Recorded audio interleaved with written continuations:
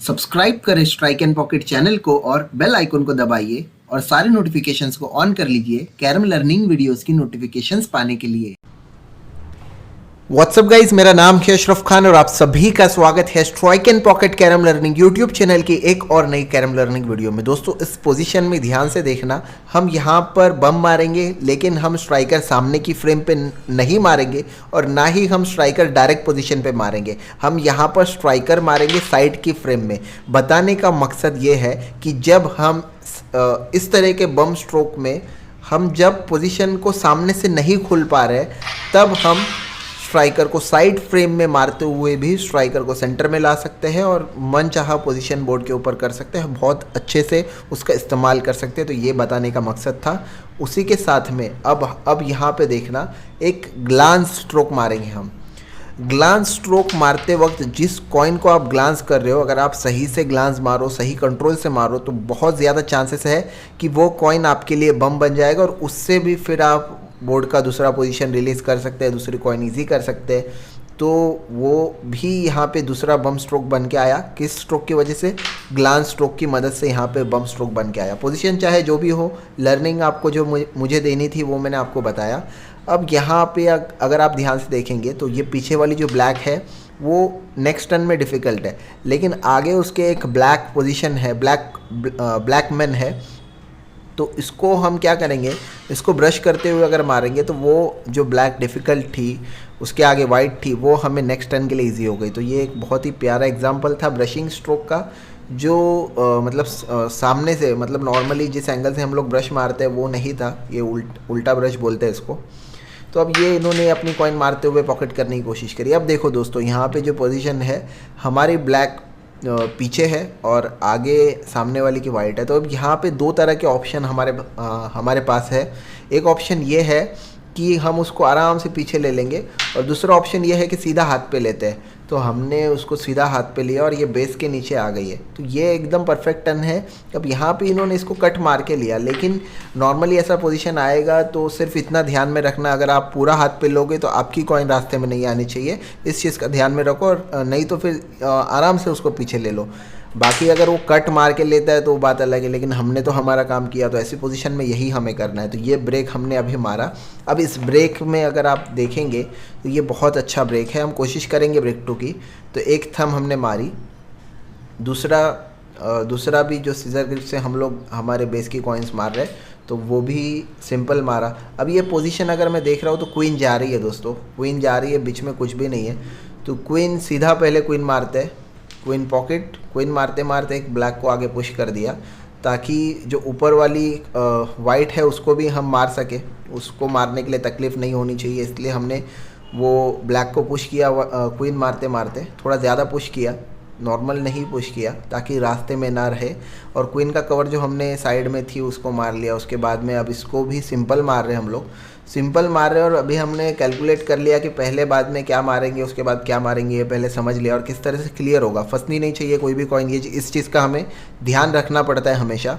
तो अभी वही किया हमने, ये ऊपर वाली सिंपल सिंगल कट मार रहे हैं हम लोग, इसको सिंगल कट मार रहे हैं। और उसके बाद ये क्लियर हो गया पोजीशन दोस्तों, ये स्लैम का पोजीशन बिल्कुल क्लियर हो गया है। अब यहाँ पे एक कनेक्शन मारना है, कनेक्शन थोड़ा सा रॉन्ग है, लेकिन ग्रिप सेट नहीं हो रहा क्योंकि वहाँ पे एक ब्लैक मैन है तो अपोनेंट का। तो उस वजह से ये एक बहुत ही पॉकेट पे जाके, मैं बोलूँगा एकदम माइनर मिस्टेक है, चली जानी चाहिए थी। जो कनेक्शन इतना मुश्किल नहीं था मेरे ख्याल से, लेकिन ग्रिप सेट नहीं हो रही थी। लेकिन हमने इसमें स्लैम का पोजीशन ऑलमोस्ट हो ही गया था। अब देखो, ऐसा जो पोजीशन रहता है ना, जो ये पोजीशन में जब भी बोलता हूँ, जब भी अपोनेंट फिनिश रहता है अपोनेंट को और आपको ऐसे 8-9 कॉइन मारनी होती है, तो उस टाइम पे आपको अपने आप को थोड़ा ज़्यादा संभालना पड़ता है नॉर्मल टाइम से। जब भी हम बात कर रहे हैं कि नॉर्मल कॉइन्स जब हम लोग मार रहे हैं और जब बात कर रहे हैं अपोनेंट को फिनिश है और हमारे 8-9 कॉइन है, तो उस टाइम पे थोड़ा ध्यान ज़्यादा देना पड़ेगा आपको बोर्ड के ऊपर कॉइन मारने के लिए, लेकिन उसमें ही मिसिंग ज़्यादा होने के चांसेस होते हैं। तो वही बताने का मेरा मकसद था। और वो बोर्ड भले हम बड़ा जीत गए, लेकिन एक बहुत ही इजी स्लैम हमने यहाँ पे मिस किया। तो अभी इन्होंने क्वीन और कवर किया, ये पोजीशन में देखते हैं अब क्या होता है। तो एक और कॉइन इन्होंने मारी। अब मेरे हिसाब से इनको एक कॉइन तो मुश्किल है, 2 कॉइन तो मुश्किल है। तो ये ग्लांस मार रहे हैं, ग्लांस मार के इन्होंने, मतलब थोड़ा ग्लांस इतना इफ़ेक्टिव नहीं रहा, थोड़ा और बेटर लग सकता था, लेकिन अब ये कट बैक, ये बहुत प्यारा, बहुत ही ज़्यादा प्यारा स्ट्रोक मारा और उसके बाद ये सिंगल कॉइन मारी तो ऑलमोस्ट इन्होंने भी फिनिश निकाल दिया है दोस्तों। देखो फिनिश निकाल दिया इन्होंने, ये कट मारी तो एक बहुत ही प्यारा फिनिश होता, लेकिन बैड लक मैं बोलूँगा। अब देखिए वही जो मैं अभी आपको एक इस पिछले क्लिप में बताने की कोशिश कर रहा था, जब भी अपोनेंट की कॉइन पॉकेट पे रहती है और आपकी कॉइन खुली होती है उस टाइम पे अपने आप को थोड़ा आपको ज़्यादा संभालना होता है और आराम से आप मतलब कूल माइंड होकर आराम एक एक कॉइन मारो आराम से। तो मैंने ये तो 2 कॉइन की तो गिनती ही नहीं थी, मतलब पॉकेट पे थी तो इतनी मुश्किल नहीं समझूंगा। मेरे को एक ही कॉइन मुश्किल नज़र आ रही है जो अपोनेंट के बेस टेरिटरी में है, तो इसको सिंगल मारा हमने और मेक श्योर किया कि जो ब्लैक है वो ज़्यादा अंदर ना जाए, क्योंकि उससे ही हम लोग दूसरी जो है उसको रिलीज़ करेंगे। एक स्ट्रेट कट मार के आराम से उसको रिलीज़ किया, थोड़ी और ज़्यादा रिलीज़ होनी चाहिए थी, कम हुई, तो इसको अगर बेस कट मारना पड़ा हमें लास्ट कॉइन। हमने मार के लिए अच्छी मार के लिए डिफ़िकल्ट थी, लेकिन वो स्ट्रेट कट को हम थोड़ा सा और थोड़ा ज़ोर से मार दे तो वो पूरी तरह से निकल के आती। तो मेरा बताने का मकसद यही था कि देखो जब भी अपोनेंट की पॉकेट पे कॉइन रहती है और आप 8-9 कॉइन मारने का कैलिबर रखते हो ना, तो वो थोड़ा सा एक्स्ट्राऑर्डिनरी स्किल होता है। अब जब बात कर रहा हूँ मैं ऐसी सिंगल कॉइन मारने की जब अपोनेंट को फिनिश नहीं है तब की बात ठीक है, लेकिन जब फिनिश रहता है उस टाइम पे मारने के लिए थोड़ा सा आपको ध्यान ज़्यादा देना पड़ता है, तो वही मेरा बताने का मकसद था। बाकी अब देखना, ये एक ब्लैक कॉइन हमने पहले मारी, अब कुछ भी नहीं जा रहा है, तो हमने देखो क्वीन को, अभी हम डायरेक्ट क्वीन अटेम्प्ट करेंगे, तो क्वीन हमने देखो किस तरह से कट मारी। क्वीन मारने का मकसद ये है कि क्वीन अपोनेंट को नहीं जा रही है, फिर भी हमने मारी क्योंकि हमें क्वीन मारने के बाद में पीछे का पोजीशन खेलने का ऑप्शन है, और जो क्वीन से हमने वाइट को टच किया था वो वाइट भी अपोनेंट को डिफ़िकल्टी होने वाली थी। तो ये एक बुरा सिलेक्शन नहीं था, लेकिन ऐसे टाइम पे मिसिंग नहीं होनी चाहिए। तो देखो अभी क्वीन मारने के बाद में किस तरह से सेंटर कवर मारा, उसके बाद में ये भी ब्लैक कवर, मतलब कवर के बाद में एक और सिंगल कॉइन, और अब देखना ये ग्लांस हम लोग मारेंगे। ग्लांस मारते मारते कोशिश ये है कि कनेक्शन ग्लांस लग के बम आना चाहिए, लेकिन वो बम नहीं आया। तो देखो ये होता है, अभी कंट्रोल इतना बुरा नहीं था, थोड़ी सी जस्ट ऊपर रुक जाती या फिर फ्रेम में लग के ऊपर आती तो हो सकता था वो बम बन जाए, लेकिन नहीं बना, तो हमें एक खोलने का पोजीशन ऑप्शन नहीं मिला, लेकिन हमने कोशिश तो ज़रूर करी। अब देखिए इसको मैं हुक मार रहा हूँ, इसको हुक मारने से क्या होगा, अगर नहीं भी गई तो अपोनेंट की 2 कॉइन तो वो पॉकेट में सीधी जा रही है, तो उसको रोकने के लिए हमने हुक मारने की कोशिश करी। तो कैलकुलेशन यही था कि भाई नहीं भी गई तो भी अपोनेंट को लॉक रहेगी, फिर अब तो कुछ चांस बचता ही नहीं, खोल के ही खेलना है।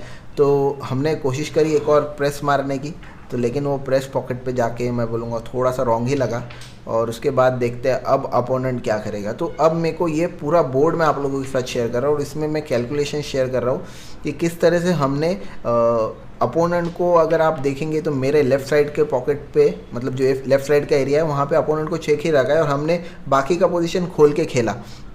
बाकी के पोजीशन में हमने बहुत ज़्यादा अटैक किया, बहुत ज़्यादा घुस के फॉरवर्ड खेला, लेकिन हमने अपोनेंट को मेरे जो लेफ़्ट साइड के जो एरिया है जहाँ पे प्रिसाइज एलिगेंट लिखा हुआ है वहाँ पे हमने अपोनेंट को रॉक रखा था। लेकिन अब देखो यहाँ पे सिंगल अगर हम वो आगे वाली ब्लैक निकाल देते तो हमारा काम हो जाता। हमने क्या किया, खींच लिया, और यहाँ पे हमने ये होप रखा था कि भाई एक ना एक तो हाथ के नीचे आ ही जाएगी और हो सकता है कि हमारी बाकी की सारी निकल जाए, लेकिन ये होप गलत है, ऐसा नहीं होप रखना चाहिए।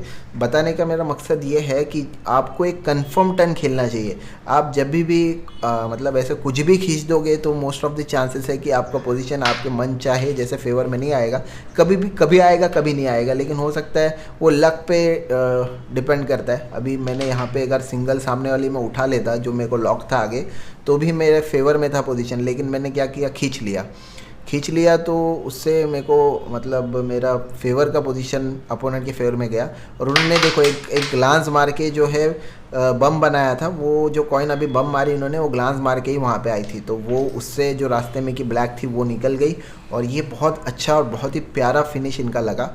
तो बताने का मेरा मकसद ये है कि आपने पूरा बोर्ड अच्छा खेला, लेकिन लास्ट में आपने कुछ भी खेल दिया, मतलब जहाँ पे आपको सिर्फ सिंगल कॉइन निकालनी थी वहाँ पे आपने खींच दिया, या फिर कुछ भी आप ऐसे होप रखा कि आपके फेवर में आएगा, अपोनेंट को हार्ड हो जाएगा। तो ऐसे selection most of the time आपके फेवर में नहीं जाते और ऐसे में आप बोर्ड हारते हो। तो बोर्ड आप कहाँ पे हारे, आपने मिसिंग नहीं किया, आपने कोई रॉन्ग टर्न नहीं खेला, सिर्फ खींचने वाला रॉन्ग टर्न खेला, वहाँ पर आपने ये बोर्ड हारा है। तो बोलने का मेरा मकसद ये था कि अभी आप समझ गए होंगे कि किस तरह से पोजीशन को कैलकुलेशन के साथ खेलना पड़ता है, आपको अपोनेंट को रुका के खेलना पड़ता है, वरना आपका अपोनेंट भी मारने के लिए बैठा है। तो ये एक बहुत ही ब्रेक मारने के बाद हमने एक बहुत ही अच्छा कनेक्शन मारा यहाँ पे। अब उसके बाद हमें क्या जा रहा है बोर्ड पे ये मैं देख रहा हूँ। तो मेरे हिसाब से अभी ये कॉइन अगर मैं स्ट्रेट कट मारूँगा तो मैंने अभी ये कॉइन जो है इसको कवर नहीं रखने का फ़ैसला किया है। उसकी वजह कुछ है क्योंकि मुझे आगे कुछ फॉरवर्ड खेलना है। तो मैं अभी उसको मारा, उसके बाद में ये स्ट्रेट मारते हैं। स्ट्रेट मार के थोड़ा सा कोशिश करेंगे कि मुझे एक डाउट है कि बस क्वीन मेरी किसी तरह से रिलीज़ हो जाए। क्वीन रिलीज़ नहीं हुई है मुझे, तो देखिए वही हुआ, अभी भी क्वीन मुझे रिलीज़ नहीं हुई है। तो अब क्या करेंगे, स्ट्रेट मार के भी रिलीज़ नहीं हुई, दोनों पॉकेट में ब्लैक, सामने उसके रास्ते में क्वीन के ब्लैक है और बाकी तो सिंपल सीधा सब जा रहा है। बाकी सब तो ओपन हो चुका है मेरे ख्याल से, लेकिन सिर्फ क्वीन अटकी हुई है। तो क्वीन ओपन करने के लिए मेरे पास एक ही हथियार है लास्ट में, तो उसका इस्तेमाल मैं लास्ट में करूँगा। अब इसको भी सीधा मारता हूँ। सीधा मारने के बाद में अब ये जो लास्ट में जो सीजर ग्रिप से कट मारना है उससे ओपन होना ही चाहिए। इससे अगर ओपन होता है तो हमारा स्लैम हो जाएगा, वरना फिर मुश्किल हो जाएगा। लेकिन देखो ये इसकी मतलब इसको प्योर बैड लक बोल सकते हो आप, प्योर बैड लक। क्या ही बोलूँ मैं, मेरे मुंह से अभी कुछ नहीं निकल रहा। अब इसमें मारने के लिए कहीं भी जगह नहीं बची। मैं देख रहा हूँ ध्यान से, ना डबल जा रहा है, ना स्ट्रेट जा रहा है, ना थर्ड जा रहा है, ना कुछ और जा रहा है। तो मैं इसको सोच रहा हूँ कि आखिर मारूँ तो कहाँ मारूँ, यही दिमाग में चल रहा है मेरे। तो मैंने इसको फाइनली इसको मारने का फ़ैसला किया। ये ब्लैक के टच पे मारने को ट्राई किया। देखो किस तरह से मारा। तो ये इसको थोड़ा सा सेंटर में लगा। हमें जो है ब्लैक के थोड़ा सा अगर लेफ़्ट साइड में लगती तो वो कॉइन पॉकेट जा सकती थी। बहुत ज़्यादा डिफ़िकल्ट थी, बहुत ज़्यादा। तो देखो वही टर्न आया यहाँ पे कि अपोनेंट को ये जो मतलब टर्न है, ये मेरे जो सामने खेल रहे हैं ये दुबई से आए थे एक दिन इंडिया, एक दिन नहीं कुछ दिन के लिए। तो एक पूरा दिन हमारे साथ खेले वो और आए थे। और आप लोग ने बहुत ज़्यादा ख़राब कमेंट्स लिखे दोस्तों, प्लीज़ ऐसा मत करो कोई अगर हमारे यहाँ पे आता है तो, क्योंकि कोई भी प्लेयर आता है और हमारे यहाँ पे खेलता है तो इतना आसान नहीं बनता मेरे साथ compete करना। और अगर कोई नहीं खेल पा रहा उनके कैलिबर पे तो इसका मतलब ये नहीं कि वो प्लेयर अच्छा नहीं है, वो प्लेयर बहुत अच्छे प्लेयर है। और आप लोग ने कुछ ख़राब कमेंट्स की वजह से किसी को बुरा फील होता है, तो मेक श्योर कि आप लोग जो भी कमेंट्स लिख रहे हो ध्यान से लिखो और किसी को बुरा ना लगे इस चीज़ का ध्यान रखो। बाकी कुछ नहीं बोलना चाहता हूँ मैं। Thank you so much for watching. और अच्छे प्लेयर्स के साथ भी मैचेस आएंगे, लेकिन सारे अच्छे प्लेयर्स हमारी लोकेशन पर अवेलेबल नहीं होते। तो फिलहाल के लिए इस वीडियो में इतना ही। Thank you so much for watching. Stay blessed, stay focused, keep playing and keep loving. Bye bye and see you in the next one.